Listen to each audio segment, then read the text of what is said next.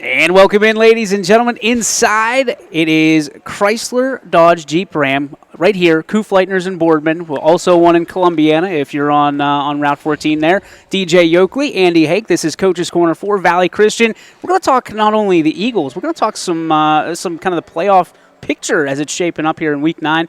Andy, first thing we got to talk about is the Week 8 loss to Southern. Not your typical ball game. I don't think you've ever been in a game like that. Well, you know what, first of all, credit got to go to Southern Local. Sure. They played really hard. They had a good plan. They kept the ball away from us, and they were able to run off tackle. And, we didn't help by deep sixing ourselves. I've never been a part of a game with we had 5 turnovers in the first half. And 3 or 4 of them were direct touchdowns. A couple picks, couple picking the ball up off the ground fumbles. And I got to give a lot of credit to Southern Local. They played hard, but we were down big at halftime, and our kids came out. I haven't been as proud as a team as I was our team on Saturday night in the second half. They came out and really played hard in the second half, outscored them 22-0. And, we just put ourselves in too much of a hole. But our kids really responded well, and, I was very inspired by how they played. And, you learn a lot. You either win or you learn. I love that quote. Win or learn. And we learned a lot about ourselves. And our kids are great kids. They love playing football. They love being coached. And I give a lot of credit to our kids for coming out and playing like that in the second half. And we just need to put 2 halves together and not turn the ball over. And anything can happen on Friday night, Saturday night. It's football, so you know what, emotions ran high, and it was a big game, and we shot ourselves in the foot early, and, it was a great recovery in the second half, but we're going to learn from it. Again, credit goes out to Wright in Southern. Maybe we'll see him again in the playoffs, but it was a tough first half, but man, was I really proud of the kids in this. After in the second half, we talked at halftime, and they really responded properly. And at the end of the game, we were a better team for it. What did the kids learn? Yeah, and they've had a chance to kind of self-evaluate on Sunday and practice on Monday. Mm-hmm. Here we are on Tuesday. What did you think the kids learned about Saturday night? You every play counts, and you can't dig yourself in a hole. In a big game. Yeah. Sometimes you can get away with some of that stuff when you're playing less of a team, but when you're playing a great team and it's a championship game, you can't commit those kind of turnovers. And, it was like quicksand.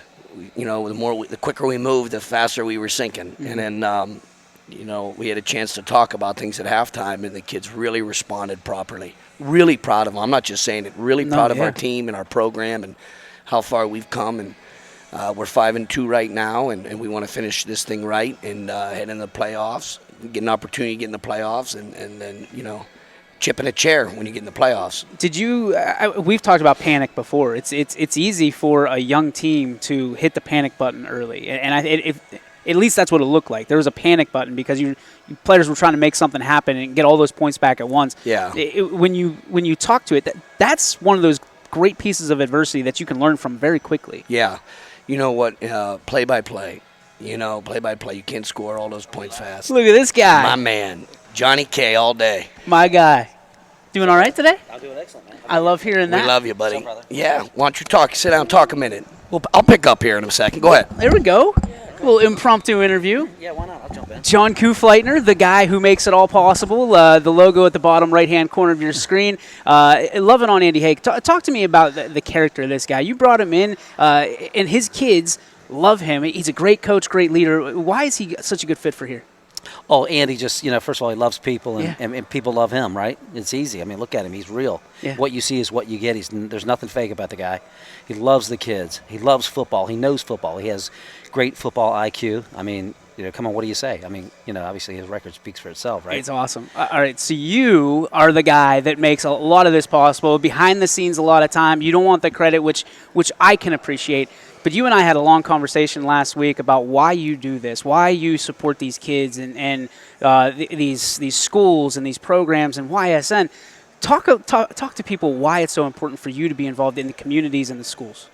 I mean, it's kind of a no-brainer. You think about it because you are your community, right? And your community is you. So, I mean, they give me my living. The people in this town, I mean, they buy cars and service their cars here, and they buy parts from us, and they give me my living. They give me my way of life. They give us so much, and we just have to give back. I mean, in turn, like I said, we have a responsibility to try to grow these kids and teach them good morals and everything in life is a team sport. You think about it. Selling cars is a team sport. And like I said, you just have. Me personally, I have that moral obligation, and I want a better community. Years ago, I don't know who coined the phrase. It takes a village to raise a child. It's so true. I mean, because we're all responsible. I mean, I can remember. I'm 55, so I still consider myself to be a young man, right? But I mean.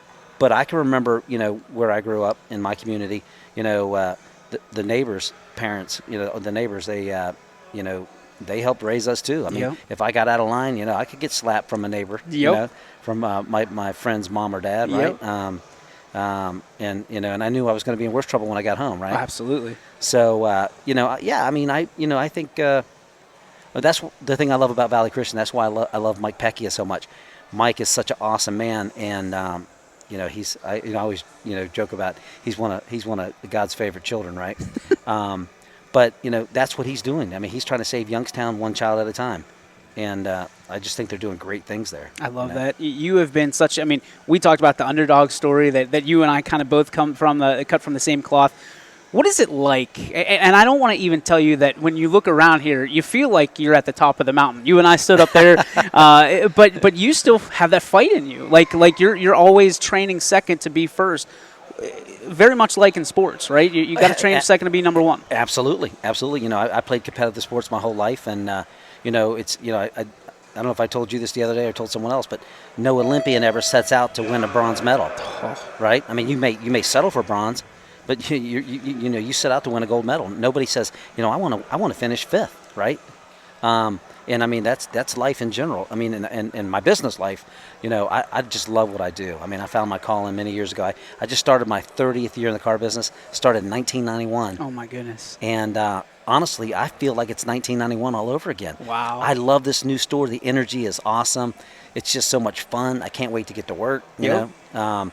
If my wife would let me come to work at 4 a.m, I'd be here. And from your standpoint, you're kind of a coach. I mean, we're on Coach's Corner right now. We're talking about football. Talk about leadership and how important it is, not just from your standpoint, but when you create leaders, you hire leaders, and there's different styles of leadership. There's servant leadership, like I feel like we're in a lot of the time.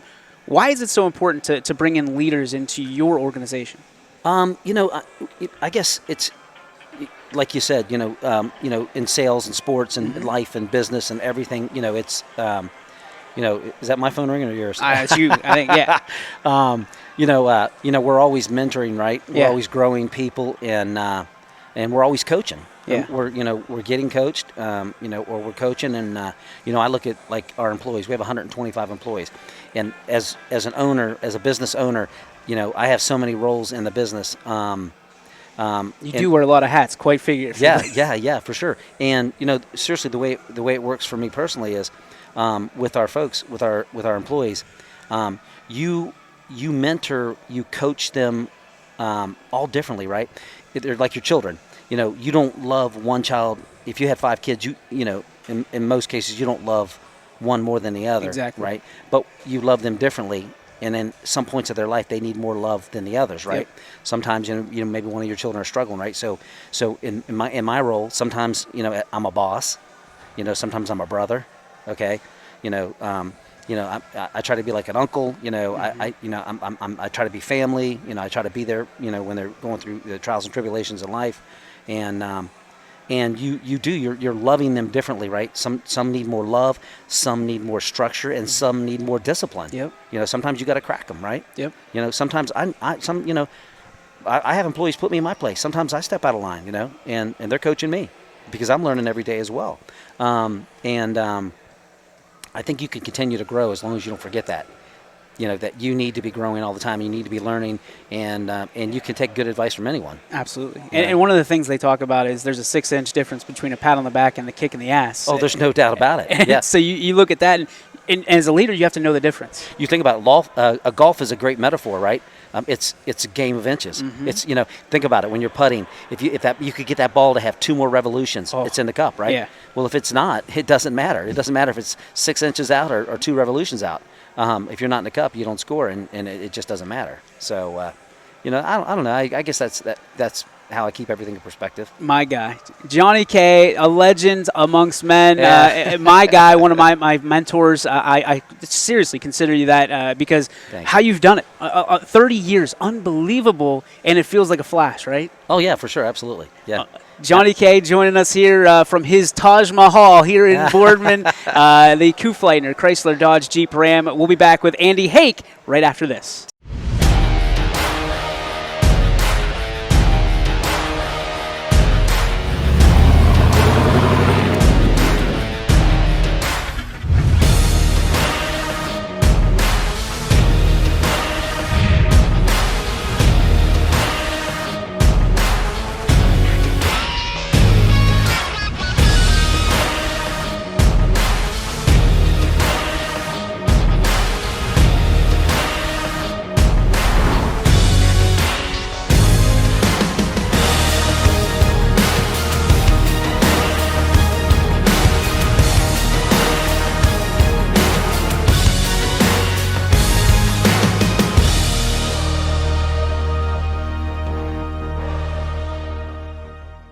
And welcome back, ladies and gentlemen. DJ Yoakley, Andy Hake on the Coach's Corner, presented by our friends at Kufleitner Chrysler Dodge Jeep Ram. I'm getting better. You right there. I'm getting better. It's so hard. There's 4 of them. You got to remember. Chrysler Dodge Jeep Ram, right? Nailed it. CDJR, right? CDJR. We could just do that. Yeah.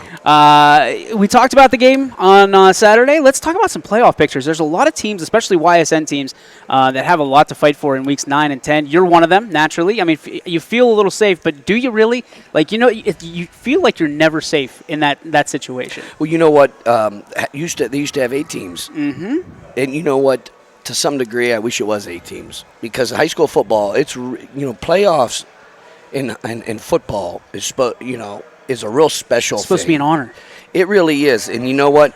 I always told my kids going in the playoffs, this is a not welcome tournament. You're not welcomed. Like, you know what? These are the best teams in the region. And, it's an honor to get in. And at the same time, nobody's welcome here. You're going into the dark forest. And I used to tell kids, you know what I would always tell my teams, when you go into the dark forest, you better stay tight to each other. And you better understand there's going to be enemies and that you're not used to seeing. Brands of football you're not used to playing. Faceless enemies, nameless, great faces. And it's true. And you know what? They're going to be from Mogadore and Danville and Shady Side, and you're going to see people from all over the place, and you're not welcome here. And, it's great to get into playoffs, but sometimes when you're the 8th seed or the 7th seed, you say, oh, man, Kirtland. And I've dealt with that, and you know what? You learn. And your program gets better when you play those teams. Absolutely it does, because when you're not used to playing a brand of football and then you have to play that brand of football, you learn. And you learn strategies and you learn techniques. And you say, man, when we play Mogadore, they're cutting. They're cutting every play. And you say, you almost think to yourself, is that legal? and then you say, well, you know what? We better get hip to it. Yep. And you learn different brands of football, and it's very physical, and everybody wants to win, and it's always the same teams. Yep. It's always the same teams. Program. It's program teams, and there's every now and then you get that aberration, that anomaly, that team that pops up, and it's fun. It's fun, but then it comes back to the same teams, and we have so many teams in this area this year that really can make a run. And they're fun teams, and a lot of them are program teams. You see them, you see the same names. And then you see a few other ones that popped up and having some great seasons. So let me ask you this. The 16 stretch, right? So you're going to see a 16 and a 1 go head-to-head. Do you like that? Me personally? Yeah. No. Okay. And I don't mean that to say it's a flawed system. It's nice to include everybody. It's scary. But at the same time, in Division 1, There's 17 teams in a region, 16 get to go. Mm-hmm. There's a couple 0-11, 0-10 teams. They're going to play the 1 seed. Yep. And I know it's they made the playoffs. Well, you didn't win a game, Mm-hmm. and I'm not being mean, but football is special. Do you like that there's a penalty being put in place, it sounds like, from the OHSAA for passing on making the playoffs? I mean, if you're Is there a penalty? It sure sounds like it. It sure sounds like they're going to penalize teams for passing on the playoffs. If you're an 0-10 team and you make the playoffs, how from your standpoint as a coach, obviously it's an honor to make, and you just talked about it. There was teams last year when everybody made the playoffs that passed. I don't think as an 0, and this is my personal opinion, as an 0-10 team, you don't deserve to be there. No, and I feel a lot of coaches. Bob Spate, dear friend of ours, came on the show Sure. a couple weeks ago. He told me I'm opting out. I'm opting out. And I love. Hey, listen, Bob's as good as there is. Mm-hmm. And we didn't deserve to get in. Andy, we don't deserve to get in. And I think to myself, yeah, but take another game. And he says, for what? To go get maybe the anomaly happens and we're able to hang in there. We're not going. He just didn't feel. And I'm not. I don't want to speak for Bob, but just talking to him. Sure. It's there's honor amongst men Absolutely. in this game, especially the old time, the guys that are veteran guys, and they were there when there was 4 teams. Yep. And teams are left out all the time. That might have been 9-1, even 10-0. Now they go to 8, and then because of the COVID situation, nothing against OHSAA, but it's a money grab. It is. It was last year. It is this year. And the problem that I see, Coach, is the fact that a 16 seed against a 1 seed, let's say in Division 7, okay, where you're sitting, if that 16 seed only has 16 kids and they get in somehow and they finish the game with 9, that's 7 kids you just lost in a 61-0 blowout for what? Well, and I look at it like that, and I also look at it like I do look at it like that, but it's also this. That could have happened any week. Sure. And they could have just played that team. Yep. But there's an honor Yep. to go to the playoffs. Yep. And there's nothing against – and I think the teams at 9, 10, 11, you get teams left out sometimes. Mm-hmm. And good for them. You know what I mean? Yep. That's the positive. Yep. Including some teams on the bubble that just missed. I remember one year we went 7-3 at reserve, and we were the 9th team. And we had a good team. Yep. We lost South Range, Columbiana, and Springfield. And I thought, you know what? If this team gets in, we're dangerous because we got better as the year went on. Mm-hmm. But we didn't. And you know what? There was no gripe. Guys, if we would have took care of business during the season, our formula reserve was you have to go 8-2. You got to win, make your first 3 games tough. Yep. You got to win 2 of the first 3. Yep. And then you got to split McDonald, Springfield, and then take care of business. Yep. You're 8-2 at worst. And that's how we had a formula. And it worked. In 11 years, we made the playoffs 9 times. Saying that, there's a few times you didn't. One time we were 8-2, we didn't get in. Well, yeah. Remember Springfield was 9-1, didn't make the playoffs? And they beat us, and it was a close game. And you know what? Us and them didn't get in. Yeah. And you know what? That was one of my better reserve teams. When I say that, that was number 2 team offense and number 2 team defense that I had. When I looked at, they just didn't get in. You wish you had 16 back then. Now, how about that? Yeah. But you know what? There's something to be said about getting in, earning it. Yep. And, man, the high school playoffs is special. Yep. And I'm not saying it's watered down because that second week, now you're at 8 teams. Yep. And most likely, the best teams are still hanging around. Sure. I never will buy into a bye. You don't like that? Oh, my gosh, this is high school football. Yeah. You don't need a bye week. I think that's ridiculous. Yeah. Because now you're giving a real big advantage to a team that already has the 1 and 2. Come on, you know what? Yeah. And then you look at it like college. They don't want to expand the playoffs because it's too many games. Well, high school you have to win 16 now. So what's the perfect number for you? 8. 8. I think 8. I just think it was really good.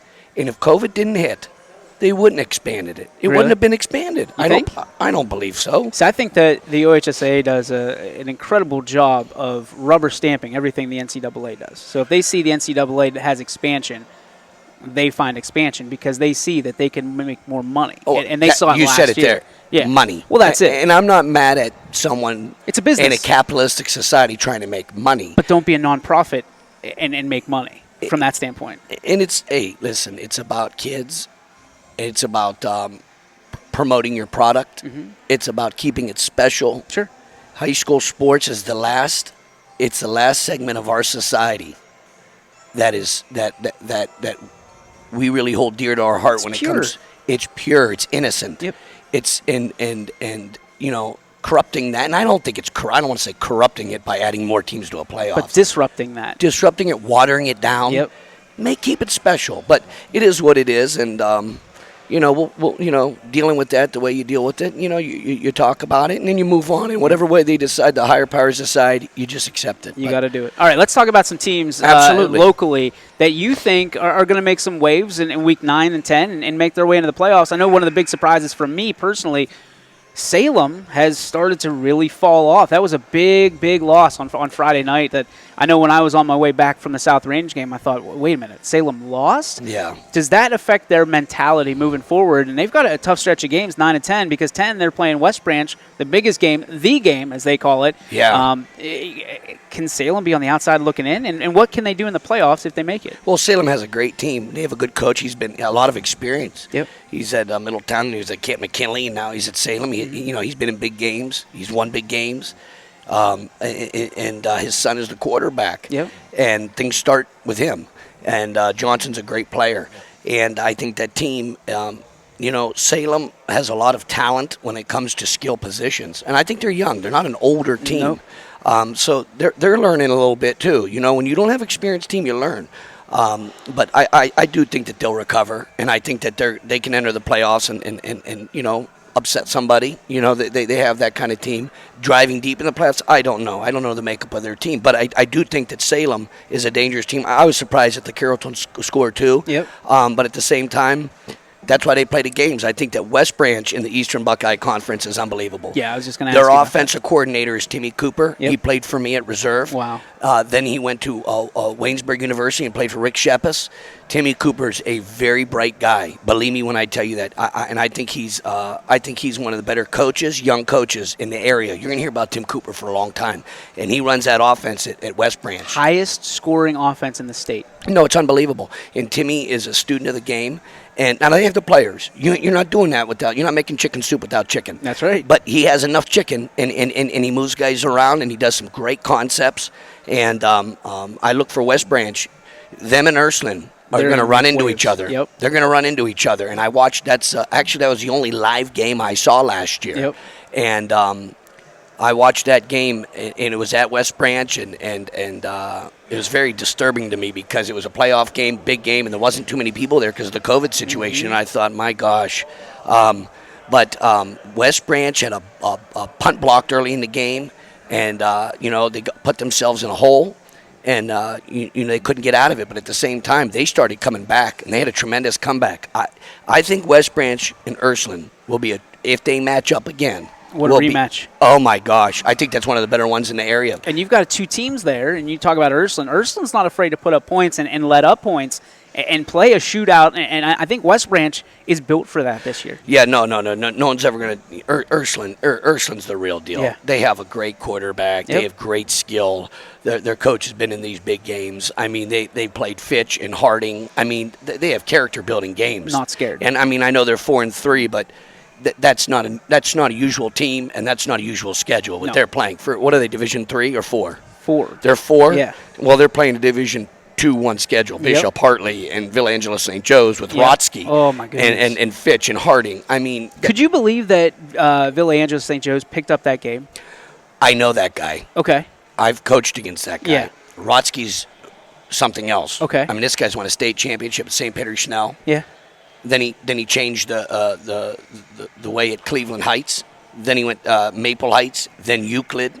I mean, this guy changes programs. It just felt like there was not even a 24-hour period where Boardman went down, Ursuline looking for a team, Villa Angelo St. Joe stepped up, and all of a sudden you look at the scoreboard. They should play each other. They should play each other. Now, I believe they're in the same region, are they not, for playoffs? I know this. I was at a 7-on-7 passing tournament at YSU this year. And we did well. 7-on-7, we can do that. We can throw the ball to the Buick like anybody and go get it. Villa Angela was St. Joe's was there. Yeah. And we threw against them. And at the end of the 7-on-7, Rotsky had his whole team come in, and there must have been 80 guys. Wow. And they looked apart. I played Villangela St. Joe's one year in the playoffs at Western Reserve. That wasn't the same Villangela St. Joe's team. They're completely, he has them going, and I think that's a tremendous team. In the Eastern Ohio Athletic Conference, you have United and Southern Local. They're going to play Week 10. Yeah. That's a championship game. It is. And you know what? Ogilvy does a great job. I watched a couple films on United this year, and Ogilvy does a great job with the kids.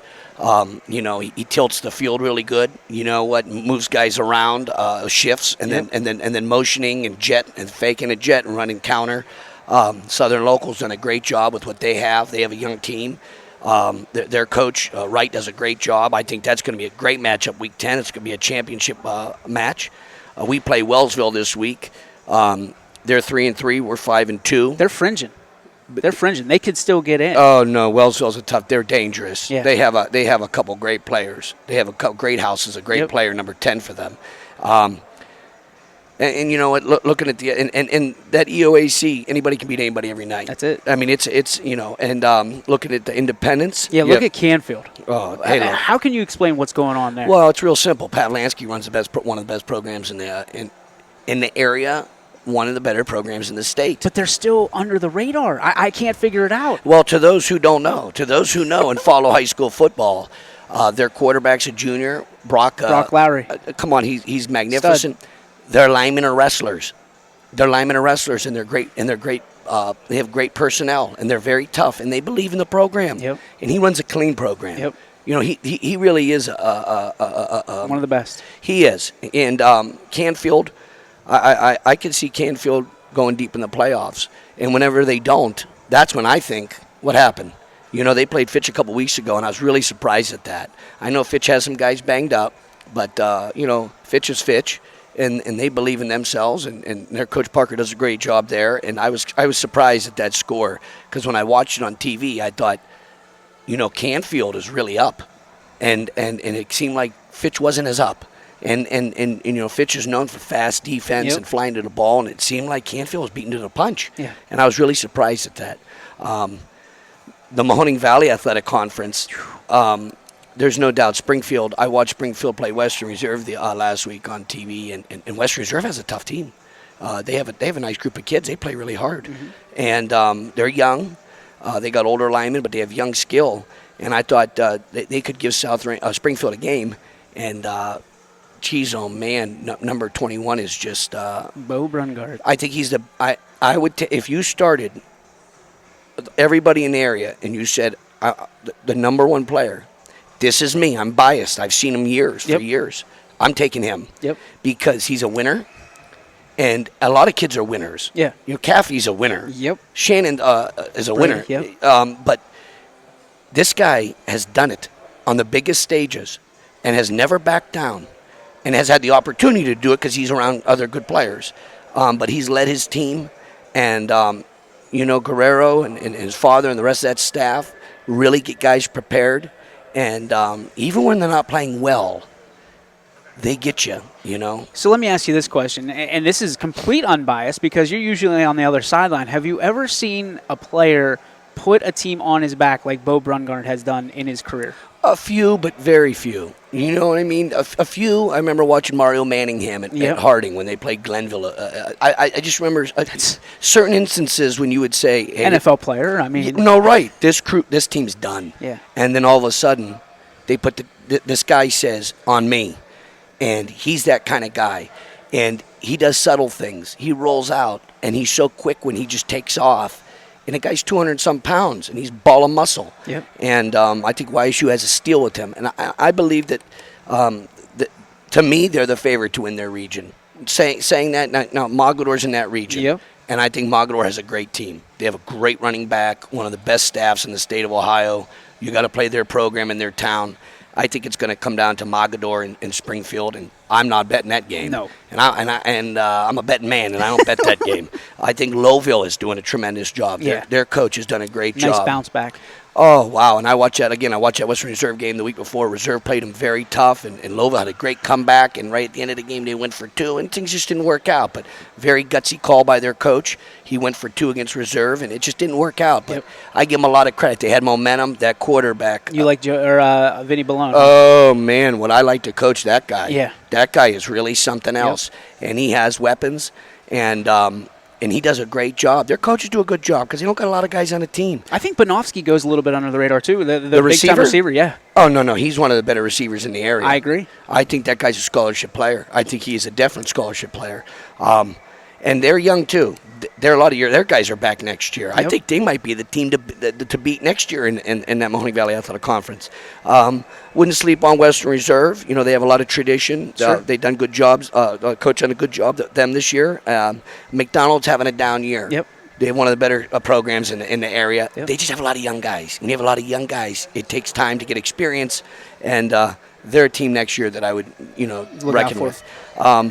And then you got this Northeast 8, which is like the Big Ten in this area. Look out. I mean, I can't say enough about that conference because Hubbard, South Range. I mean, you look at it. Poland, Girard, Niles. You got to go halfway down until you finally find a team that's losing games. And you know what? Even the teams at the bottom, Jefferson and Lakeview might not be having great. They play tough. Jefferson impressed me on Friday. They've been around a long time having programs. Lakeview's have a great program. They got a freshman, and I say this not even tongue-in-cheek, they got a freshman that will probably be up for Mr. Ohio his senior year. He took one to the house against South Range. A lot of us figured, okay, Jefferson's going to hang for a quarter. By halftime, it's over. They're going to be gone. I mean, they hung and hung and hung. The human conditions of funny things once the game starts and someone really wants to fight and play ball. That program has turned it around 180 degrees. I think Niles and Girard, they're both, what are they, 4-3, 4-4. They're good teams. I mean, you play Girard or Niles, they're going to play you hard. Oh, and you know what? I know Girard has had 8 or 9 injuries that are really devastating. Struthers in the same boat. Girard put a quarterback in there, Dominic Bengala, last week, and Dominic played for me at reserve. And he went in at quarterback at Girard. He threw for 200, ran for 100, and he's only a junior. And he's a phenomenal player. And they have other guys. Girard's a tough team. They love football over there. South Range and Hubbard, I think that's going to be next week. Hey, and you know what? I don't even know who they play this week, either team. But I know this. South Range and Hubbard, for the year, week 10, is there a better game? No. Is there really? You got Caffey for Hubbard. Great staff, Hoffman and company. They've been there for a long time, very established. They've been in big games. They've been in a regional championship, state semifinals. And then South Range.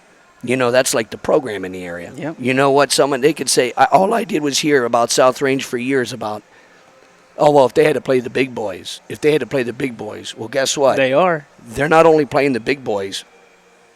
The big boys got to play them now. They're leaving them in the dust. It's unbelievable. We heard that the first 3 weeks was, South Range is going to play this team. Springfield. Beat Springfield, pretty handily. I think it's 40-20 or 42-21. Then you look at the university school. Well, the university school is going to come up and just knock them out. They won that game too, and then there was a third one that they took out. I mean, you look at South Range; they have beaten everybody. This is the team we talked about it before with Chuck. That they didn't lose a game in their 8th grade year. This is that senior class that they take things personally, and they're looking for Kirtland. Well, and I think that was another thing. Coach Laverty at Kirtland said, if there's a team that can knock us off in the region, it's this team. Yeah, it's this team, and that's an ultimate compliment when Laverty says that. Absolutely. Because you know what. If they don't win the state championship, that's an anomaly. So let me ask you this. Are you familiar with Garrettsville Garfield at all? You know what's crazy? Their head coach, Moser, used to be the defensive coordinator for a buddy of mine, Steve Wiley. Love him. And he does such a great job. They run the single wing at times. Unbelievable. He does a tremendous job. And, boy, are they physical. He must be a very serious guy with them in the weight room. Because I played LeBray. And LeBray, to me, had one of the better teams in the area. We played them week 2. And, Armenia has such a good team, does a great job with LeBray, and they played Brookfield last week. And I was really surprised at that because Randy gets his teams up to play big games. And for them to beat Brookfield, was it 28-0? Yep. That was surprising to me. Yeah, same here. And Garfield really hammered LeBray earlier in the year. Now, I don't know how the games went. It was tight, but Okay. LeBray had a little bit of an advantage then, and then Garfield just kind of took over. And then they played, and I said it, LeBray plays fast, and they're physical, and they'll beat you at the line of scrimmage. But if you're playing in a phone booth, you're going to lose to Garfield every single time. Well, and they're in the same region as South Range. And here's the thing. They're sitting at 4. So Kirtland would have to play Garrettsville Garfield before South Range would. What a matchup that would be. Don't blink. That game will be over in 45 minutes. That's it. Because those teams are going to run at each other's faces. Yep. And that would be a tremendous matchup because when you see Garfield, like you said, they're physical. They're very physical. That must be the way they're doing it. They're not throwing the ball all around. They're coming at you. No. And, as good as South Range is, them and Garfield, wouldn't that be a heck of a matchup? Gosh. That's like, It's a dream for me. It's 2 YSN schools. Yeah, you know what? If I'm not playing that week, buddy, Let's go. I'd like to take a ride. I'd love to be a part of that one. But South Range to me in this area, they're the darling. Yep. So you know what? I'm sure Garrettsville has a chip on their shoulder saying, yeah. "What about us?" Yeah, they see themselves as the stepsister in Cinderella, right? And they're not. You know they're not. No. But Hubbard and South Range in 2 weeks, throw out the records. I have no idea what's going to happen. But boy, that's going to be max capacity crowd. Where's that game at? South Range. Yeah, baby. That's going to be a big crowd. It's going to be a huge crowd, and especially with some of these games on Saturday in Week 10. I mean, Mooney and Ursuline Week 10 on a Saturday, Salem West Branch on a Saturday. No, wow! You look right there, that vicinity. Everybody's going to kind of migrate to South Range on that night. I guarantee it. Yeah. There'll be thousands and thousands of people at that game. All right, out of all these teams, take Valley Christian out of the bunch. Who's the team that you have your eye on to make some waves in the playoffs that maybe we're not talking about? You know what? This is the great thing about sports. It doesn't come down to pundits. It doesn't come down to the talking. It comes down to kids that believe and want to prove people wrong. And I think any one of these teams we're talking about can make a run. Do you embrace the underdog role? Oh, yeah. I knew it. Oh, I love that. I knew it. When you're the underdog, there's a lot to talk about. There's a lot to talk about when you're the underdog. And I think that when you're the underdog and the pundits and the media says you're the underdog, you take it very personal. As a coach, especially if you're established and you have a program, you tell your kids, this is what they think about us. Hey, this is what they think about you. And you can get, these are young kids. A lot of bulletin board material. Oh, man. You love it. That's why you do it. That's why you do it. So, what? I think the best, I think the team probably with the best shot because of the division. Yeah. South Range or Garfield, to me, are the two teams that I would say has the best shot. Now, I don't want to ever discount Ursuline. No. Because. But they've got one heck of a path they have to go through to get there. And every week's going to be a grind. Yep. But if there's, and they've played, isn't Villangelo in their region? I believe so, yeah. But West Branch, Poland. Those are tough teams, and to go through that grind is very challenging. I think that South Range might have, I don't want to say an easier path, because when you have to play Kirtland or Garfield, but they might have a situation where Garfield, like you said, plays Kirtland before them. But South Range is, and you talk about the NE8 being the Big Ten of this area, South Range is basically the Rutgers. They're one of the smallest schools. They are the smallest school in that conference. They're like 3 kids away from being a Division 6 team, and they're beating everybody. So to me, they've been the most tested, but nobody's writing that down. Well, it starts with their head coach. Yep. He has a real program. Kids are in the weight room in the off season. Mm-hmm. It means a lot to them to play for South Range. Yep. It means a lot. And, it's either be a Raider or be gone there. Yep. You know what I mean? And they've benefited, like a lot of schools do, with open enrollment. No, they do not recruit. Right. They're not going out there doing that. No. But you know what? If you're living in the vicinity of them, and you want your kid to play for a program, and get something great that's education. Come on, you know what? Top 50 school. It's not him going to get the kids. It's families saying, I want my kid to be a part of this. Yep. And that's where a lot of people get it wrong. with there's certain. I understand recruiting's. It's a buzzword now. Yes, it's a buzzword. But there's a lot of there's communities and schools that you'd want your kid to be a part of because there's opportunities and it's special, and that's not ripping on these other places because I think in their own aspects they're all special. Yep. You know what? They all have special teachers and special programs, but if you're talking football program, South Range for a small school is like one of those MAC conference schools out west, like Coldwater and Marion Local and Versailles and Minster. They're playing for keeps. It means a lot to those kids to play for their town, for their families. Their dads did it, their brothers did it, and it's their opportunity to do it and keep the legacy going. And I think that's a big thing with South Range. And Yeagley's going to be on the show next week. He said he'd be on the show next week, and any chance you get to talk to him, love him. It's like pearls. You're getting pearls. That's it. And he's a humble guy, but make no mistake about it. On Friday night, he's as vicious as anybody when he wants to win. Yep. And he's going to do what it takes to win. And I give him as much credit as anybody because we'll go in this conference. We'll go play these people. And to some degree, they've dominated it. A team that we haven't talked about that you're very familiar with, being in D7 now, it's Warren JFK. Oh, man, they're good. You want to talk about teams that put themselves up against bigger conferences, bigger teams, bigger divisions. I feel like everybody leaves them out because they're not necessarily in a conference, because they're kind of out of touch. You know what I mean? Yeah. And they're not putting up these big time numbers and beating teams 60. Well, they did beat a team 60-0 or something along those lines. Maybe that's a team that has the best shot you at going. think? Well, look, they've been in there the last few years. They were there last year, yeah. I mean, my gosh, and they have some gigantic linemen. They got some real tough guys.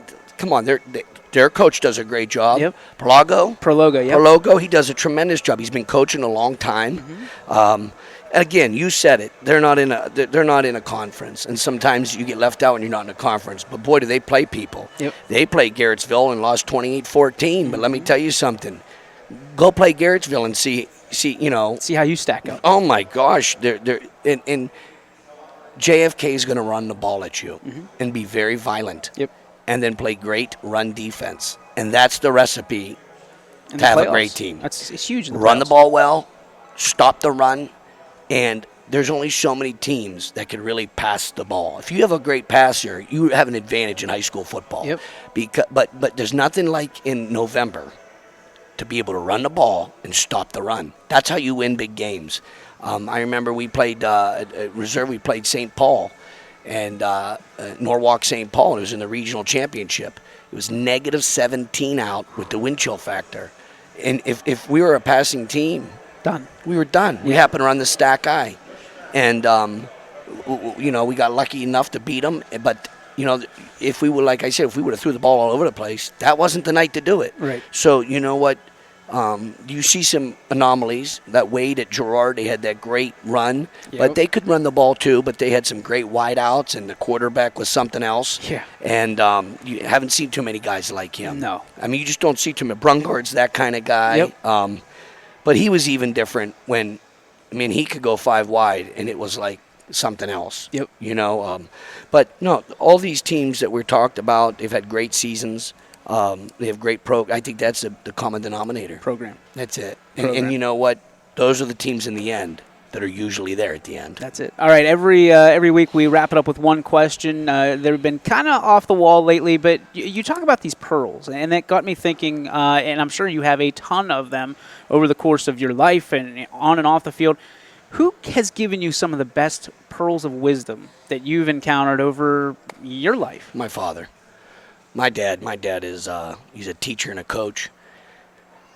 I learned more from him than anybody. He's an honorable man, and he's just conversations. He still helps us greatly today, and I've learned more from him and my mother. They're wonderful people. Taught public education over 40 years. My dad, my mother, 35. So you got 75 years there teaching, and they're just wonderful people. And it goes to say, when you come from people that are good people and wise and I'm a dummy, but I'm smart enough to listen to them. So you know what? I've learned a lot from my dad when it comes to dealing with human beings, and everybody, all kids want to be treated well. Mm-hmm. You can't please everybody. You can't. You want to. Mm-hmm. You want to play everybody and start everybody. You want everybody to score a touchdown in every game. But you have to care about kids and their feelings and be empathetic. I think that's the big word. Be empathetic to people. Everybody has a story. Everybody's had problems. Everybody goes through, their own, trials and tribulations in life. Mm-hmm. And you got to be empathetic to it. And then go out of your way to help people. Keep them on the team. Don't get rid of people, Sometimes people say, oh, this is a cancer, that's a cancer. Well, I think as a coach, we have a duty to help kids. I'm not there other than to help. I'm here to help kids and help them become better people. And, winning helps the attitude of the team. But in the end, some of the better teams might, some of the better coaches, they do their best when they don't have all the talent. And, I salute all the players in the state of Ohio, especially this area, that are never going to get first team. They're never going to be second team or honorable mention. But they're on the team, and it means a lot to them. And they love the game, and they love what the game does for them. I salute those kids first because there's more of those kids than there are the guys that are first and second team. There's more of the kids that are out there that never get recognized. That are linemen or the fullback that never gets recognized, the kid that doesn't play as much, that doesn't get recognized. Those kids are as important as the guys that are first team, because without those guys, those first teamers never get recognized. And I think the kids that do get recognized a lot of times, they need to be humble and understand, I'm only here because these other guys put me in a position to do that, and my father taught me that, and I think that's, that's the most important thing when you're dealing with young people. Fantastic. We've had a lot of great shows, but this one, my friend, is a 5-star. Well, I appreciate it, and it's always great talking to you. And next week, I'm really excited because we get the great Dan Yeagley Coach on the Yeags. show, and then from there we'll go on and prod him a little bit and see where he's coming from, and congratulate him on his great season. And how about today, though, Johnny K, right here. He's awesome. Right here, our guy. I have the opportunity to talk to him all the time, and he's a genuine guy, self-made guy. There's only so many people like that in this Underdog world. story, coming out on top, and look at this thing. I had a chance to sit with him for an hour and eat lunch with him. Palladium, man. This is the place, the Roman Coliseum. This is it. This is it. If you have a chance to get out here, definitely do so, even if it's just to talk to Coach. But certainly if you're looking to buy a car or lease a car, make sure you get out to Kufleitner Chrysler Dodge Jeep Ram here in Boardman or in Columbiana on Route 14 for your next vehicle. For Andy Hake, I'm DJ Oakley. That's going to do it for this edition of Coach's Corner. USA.